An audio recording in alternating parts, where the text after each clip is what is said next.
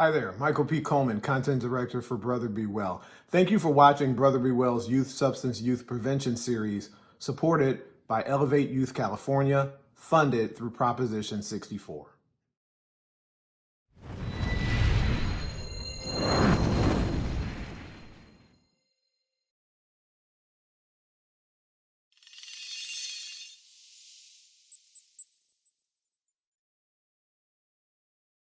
You've talked about some of the short-term effects of cocaine, Roland. I want to go to the long-term effects of cocaine. Can you talk to us about what it does to our bodies and brains, maybe over the long term, if you keep using that stuff?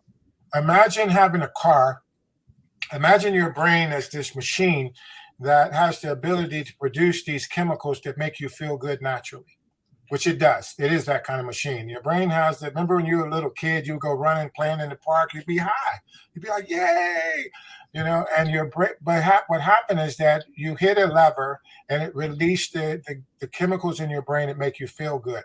So kids think of that concept that there's this valve that opens up and the chemicals come out.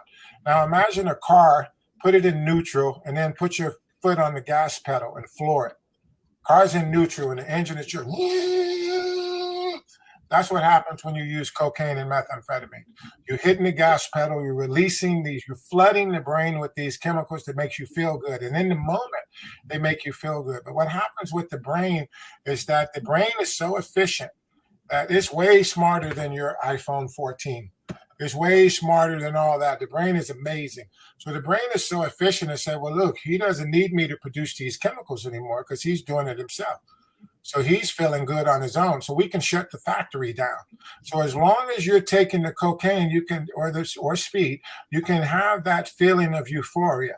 But once you stop it, the machine, this factory shut down. So the natural feel-good chemicals aren't coming anymore. And there's a period of time before the brain figures out, oh, we need to start up the factory.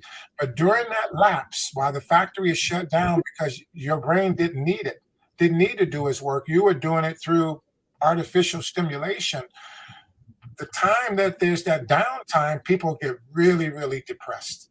What goes up must come down. So people get really, really depressed. They get dysphoric. They get, and also with methamphetamine, similar to cocaine, but methamphetamine has a methamphetamine-induced psychosis. That flooding of those chemicals is higher for meth than it is for cocaine.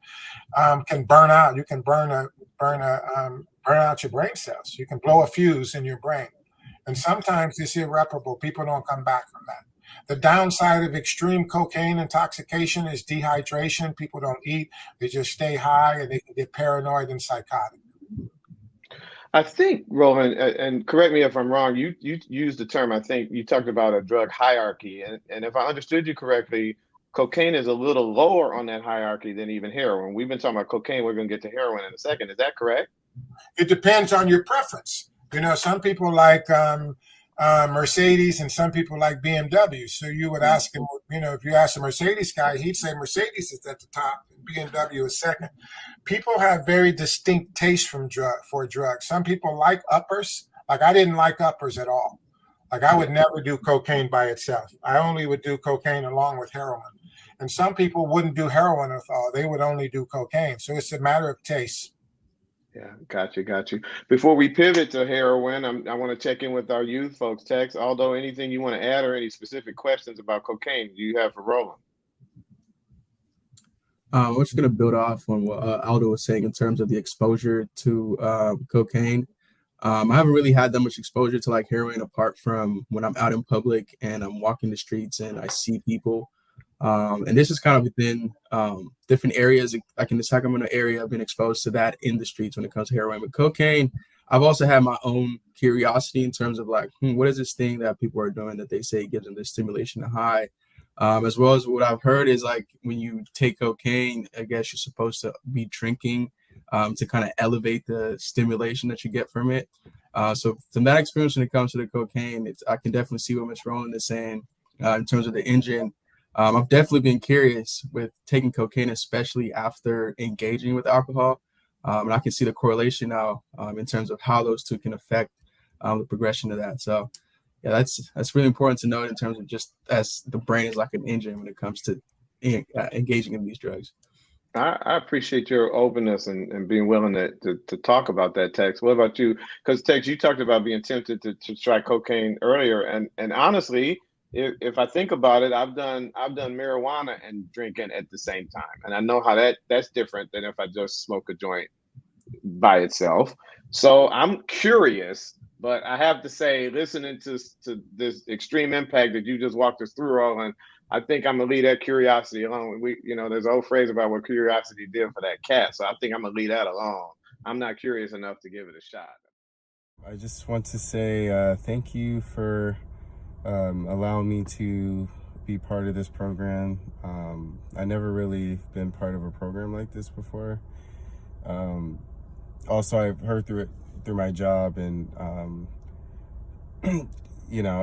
I remember coming in, thinking, oh, I'm just gonna come in, do this program for my job, and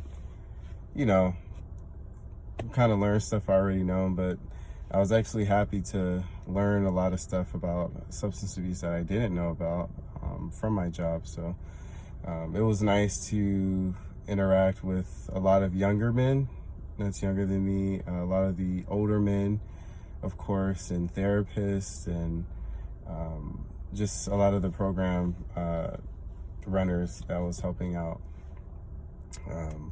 Also, I'm very grateful to have been vulnerable and show a lot of emotion among other men. Normally you won't be able to get that actually anywhere, even hardly from family. So it's nice to know that there was a brotherhood that was in the same position that I am in, or that I was in, but I've grown.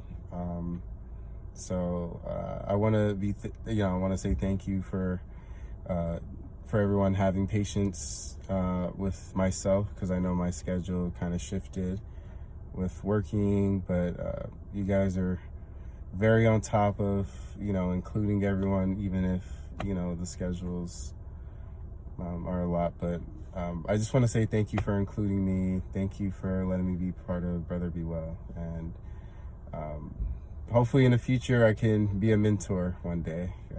But thank you so much for everything. Have a wonderful day and be well.